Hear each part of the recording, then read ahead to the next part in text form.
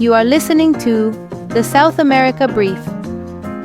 I'm Camila Perez, your virtual information influencer, guiding you through market data trends and stories from the vibrant economies of Latin and South America.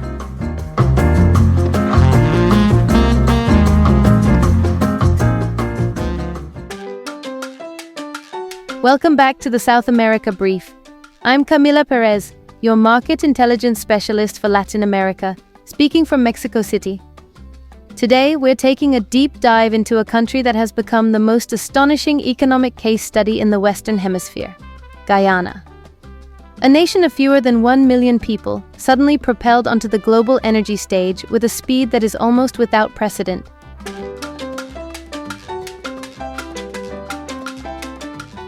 Guyana's transformation started after 2015, when massive offshore reserves were confirmed in a deepwater block called Stabroek. Since then, cumulative resource estimates have climbed into double-digit billions of barrels of oil equivalent. Many industry watchers now speak of more than 11 billion barrels proven, with some analyses suggesting potential well above 13 billion. For a country of 800,000 people, this is an almost surreal scale. At the beginning of 2024, Guyana was already producing around 645,000 barrels of oil per day. With the rollout of new offshore platforms, known as FPSOs, capacity keeps increasing. A fourth vessel called One Guyana came online ahead of schedule, pushing installed system capacity toward 900,000 barrels per day by mid-2025. And there's more on the horizon.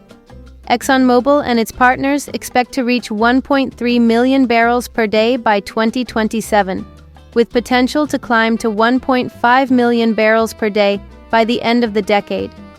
On a per capita basis, that would place Guyana ahead of Saudi Arabia, Kuwait, and Qatar, an unimaginable shift for what was once one of the region's smallest economies. With this production surge come extraordinary revenues. In 2024 alone, the government received roughly $2.3 billion in profit oil and royalties from the operators, pushing total state income from hydrocarbons to about $2.6 billion. Looking ahead, forecasts suggest annual revenues could move toward the $10 billion mark as additional production units come online. For context, that would equal more than the country's entire pre-oil GDP. The result is an economy posting some of the world's highest growth rates. Guyana expanded nearly 44% in 2020, about 62% in 2022, and continues to outpace every major emerging market. Many institutions still project around 20% annual growth through the mid-2020s. It's no exaggeration to say that Guyana has become the fastest-growing economy on the planet. But who is driving this boom? At the center is a consortium led by ExxonMobil, holding a 45% operating stake in the Stabroek block. Their partners are Hess Corporation with 30% and CNOOC, the offshore arm of China's national oil company, with 25%. These three firms dominate the upstream landscape. Their investment pipeline is massive. Across the first 7 approved offshore developments, capital commitments exceed $60 billion. One of the most recent green-lighted projects, known as Hammerhead, carries an investment tag close to $6.8 billion and is planned to deliver roughly 150,000 barrels per day once operational toward 2029. Around this core, an entire secondary layer of multinational players has moved in.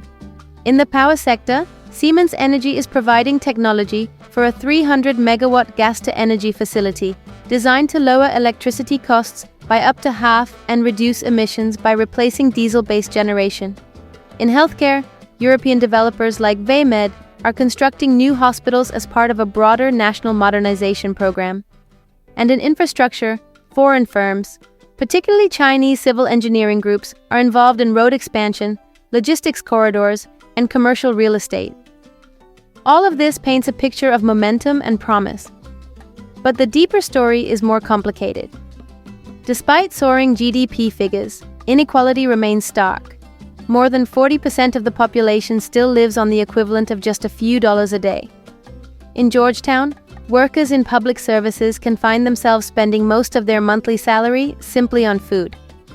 Rents have surged, Imported goods, services, and even local produce have become more expensive as foreign money floods in. The labor market is another pressure point. The oil sector's highly specialized jobs are not yet matched by local training capacity, driving demand for foreign technical staff.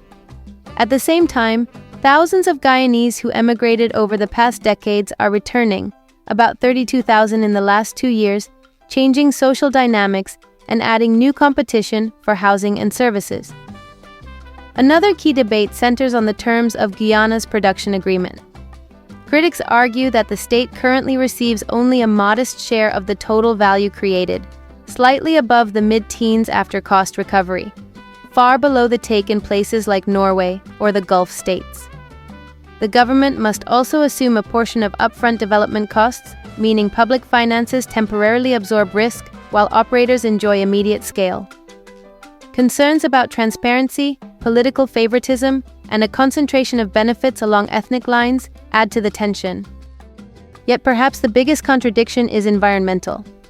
Guyana, one of the world's few carbon-negative countries thanks to its vast rainforest, now faces the environmental reality of becoming a major petroleum exporter. If all discovered reserves were fully extracted and consumed, the resulting emissions would surpass 1 billion tons of CO2. Offshore operations have also registered repeated flaring events, releasing significant volumes of greenhouse gases into the atmosphere. Then there's the risk of a deep water spill. Guyana currently does not have the maritime response capabilities needed to manage a major offshore accident.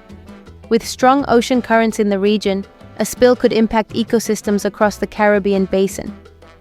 This is why critics question whether existing financial guarantees, reported around $2 billion, would be sufficient in the event of a large-scale incident, given that past disasters elsewhere have cost tens of billions. No analysis would be complete without addressing geopolitics.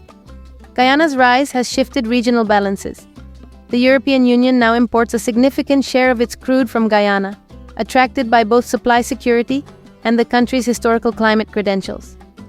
The United States is deeply involved via ExxonMobil, and more recently, Chevron's acquisition of Hess. China maintains strategic interest through CNOOC and major infrastructure projects. Meanwhile, the long-standing border dispute with Venezuela has grown more contentious, as the contested Essequibo region overlaps with some of the newly valuable offshore zones. As Guyana's oil importance grows, the stakes of this dispute rise with it. So, where is Guyana heading? The country has a unique window. With strong institutions, transparent governance, and long-term planning, the oil windfall could finance a modernized economy, better healthcare, safer infrastructure, renewable energy, more diversified industries. Guyana has the chance to become a success story in development, a country that uses resource wealth not to distort its future, but to build it. Yet the warning signs are unmistakable. Unequal distribution, inflationary pressure, fragile contracts, institutional strain, and environmental risk all point toward the classic patterns known from other resource-rich states. Guyana stands at a delicate balance point between prosperity and imbalance, between global expectations and local realities, between an extractive economy and the promise of sustainability. For investors, analysts, and policymakers across the Americas, this country will remain one of the most critical markets to watch. For Guyanese citizens, the question is more existential.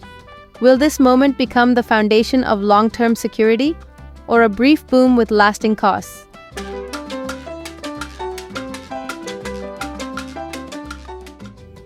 Thank you for joining me for this episode of the South America Brief. I'm Camila Perez, and I'll continue to track Guyana's transformation closely. For more details, links, and further insights, check out the show notes. By the way, I am 100% AI generated. My voice was created with 11 Labs, and I'm here to bring you curated knowledge with a human touch. This podcast is powered by InfoBroker World, your partner for market intelligence and custom research on Latin America. Until next time, stay informed, stay curious. Hasta luego.